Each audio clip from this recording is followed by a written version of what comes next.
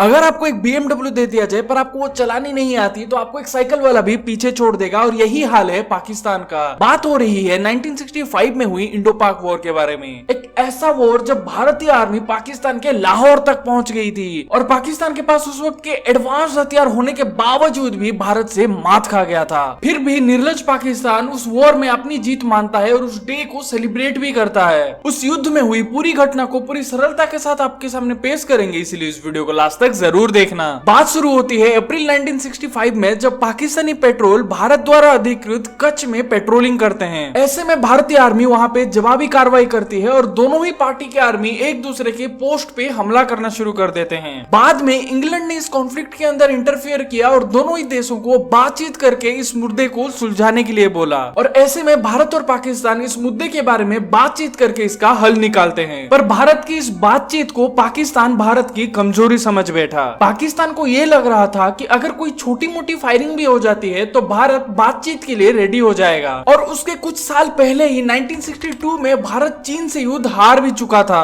भारतीय सेना का मनोबल पूरी तरह टूट चुका था। भारत के पास आधुनिक हथियार भी नहीं थे और सबसे बड़ा झटका लगा था 1962 वॉर के बाद नेहरू का देहांत हो गया था। ऐसे में भारत के अंदर प्रधानमंत्री बनने के लिए तनातनी चल रही थी। एक तरह का पॉलिटिकल क्राइसिस भी माना जा सकता है इसको। इसी के साथ भारत का इकोनॉमी भी गिरता जा रहा था। दूसरी तरफ पाकिस्तान के पास उस वक्त का सबसे हाईटेक और एडवांस्ड हथियार थे जो कि अमेरिका ने दिए थे पाकिस्तान को मिलिट्री एड के रूप में, क्योंकि पाकिस्तान 1950 के कोल्ड वॉर के समय में अमेरिका की तरफ था। ऐसे में पाकिस्तान को लगता है कि यही सही वक्त है भारत पे हमला करने का, क्योंकि पाकिस्तान को तो चाहिए था कश्मीर। इसी वजह से पाकिस्तान शुरू करता है ऑपरेशन जिब्राल्टर। इस ऑपरेशन के तहत पाकिस्तान अपने पैराट्रूपर्स को एयरक्राफ्ट से ड्रॉप कराता है और कुछ आर्मी एलओसी क्रॉस करके कश्मीर वैली में एंटर करते हैं। उनका ये प्लान था कि वहां के सारे इंपोर्टेंट एरियाज जैसे कि इंपोर्टेंट ब्रिज हो गया, इंपोर्टेंट हाईवे हो गया, टेलीकम्युनिकेशन सेंटर हो गया या एडमिनिस्ट्रेटिव ऑफिस हो गया, ये सबको कंट्रोल में लेने का और कश्मीरियों को भड़का के भारत के खिलाफ प्रोटेस्ट करने का। उनका ये भी प्लान था कि जब वो प्रोटेस्ट ज्यादा बढ़ जाए तो उन लोगों को हथियार भी सप्लाई किया जाएगा। लेकिन मजे की बात क्या है पता है? कश्मीरी भाइयों ने ही उनको पकड़ के पुलिस के हवाले कर दिया और ऑपरेशन जिब्राल्टर पूरी तरह मात खा गया था। लेकिन पाकिस्तान को यह बात हजम नहीं हुई, इसीलिए वो सितंबर 1965 में एक दूसरा ऑपरेशन शुरू करता है जिसका नाम रखा उन्होंने ऑपरेशन ग्रैंड स्लैम। ये ऑपरेशन एक फुल फ्लेज्ड वॉर भी कहा जा सकता है, क्योंकि पाकिस्तान तकरीबन 30 से 40 हजार आर्मी को भारत के अखनूर शहर को कब्जा करने के लिए भेजता है। अखनूर सिटी एक बहुत ही इंपॉर्टेंट जगह है क्योंकि वहां से एक हाईवे जाता है जो कि कश्मीर वैली और सारी चीजों को कनेक्ट करता है। अगर भारत के हाथ से अखनूर शहर ही चला जाता तो बाकी के कश्मीर वैली पे भारत का पूरा कंट्रोल गायब हो जाता। पाकिस्तानी आर्मी को सपोर्ट देने के लिए पाकिस्तानी एयरफोर्स ने भी कश्मीर वैली में बहुत ज्यादा बमबारी करना शुरू कर दिया। लेकिन हमारे वीर जवान अखनूर सिटी को बचाने में कामयाब रहे। अखनूर को बचाने के लिए भारतीय आर्मी ने गजब का दिमाग लगाया। पाकिस्तान की तकरीबन 100% आर्मी कश्मीर में ही तैनात थे।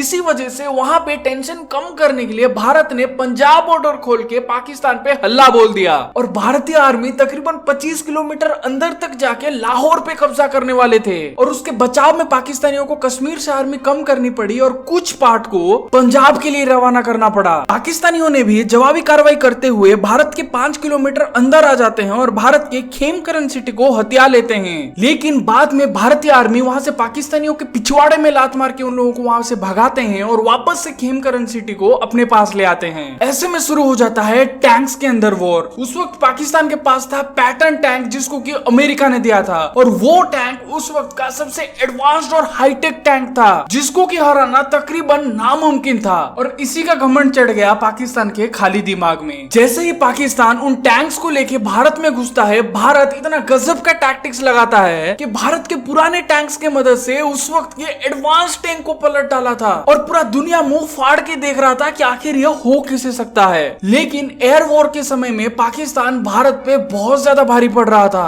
भारत के पास इतने पुराने एयरक्राफ्ट थे कि वहां पे मिसाइल भी नहीं लगी थी, वो लोग गन से फायरिंग कर रहे थे और पाकिस्तान के एयरक्राफ्ट में एडवांस्ड मिसाइल्स लगे हुए थे। ऐसे में पाकिस्तान भारत में घुस के भारत के पठानकोट, जामनगर जैसे एयरबेस पे हमला कर देता है और वहां का एरिया पूरी तरह तहस नहस हो जाता है। लेकिन जैसे मैंने वीडियो की शुरुआत में ही कह दिया था कि अगर BMW हो, चलाना नहीं आता तो साइकिल वाला भी पीछे छोड़ देगा। बिल्कुल उसी तरह उसके बाद भारतीय आर्मी ने अपने पुराने एयरक्राफ्ट एयरक्राफ्ट के मदद से पाकिस्तान के एडवांस्ड एयरक्राफ्ट को मार गिराया और इससे भारतीय सेना का मनोबल पूरा दृढ़ हो गया। ये वॉर तकरीबन 20 से 22 दिन तक चला, लेकिन यूएसए और यूएसएसआर ये कोशिश कर रहे थे कि वॉर किसी तरह बंद हो जाए और फाइनली 22 सितंबर 1965 में सीज फायर का अनाउंस हुआ। ऐसे में दोनों ही देश इस युद्ध में अपनी जीत मानते हैं, लेकिन अगर न्यूट्रल कंट्रीज की माने तो इस युद्ध में भारत का अपर हैंड था, क्योंकि भारत पाकिस्तान का 1800 स्क्वायर किलोमीटर एरिया जब्त कर चुका था और पाकिस्तान भारत का 500 स्क्वायर किलोमीटर एरिया।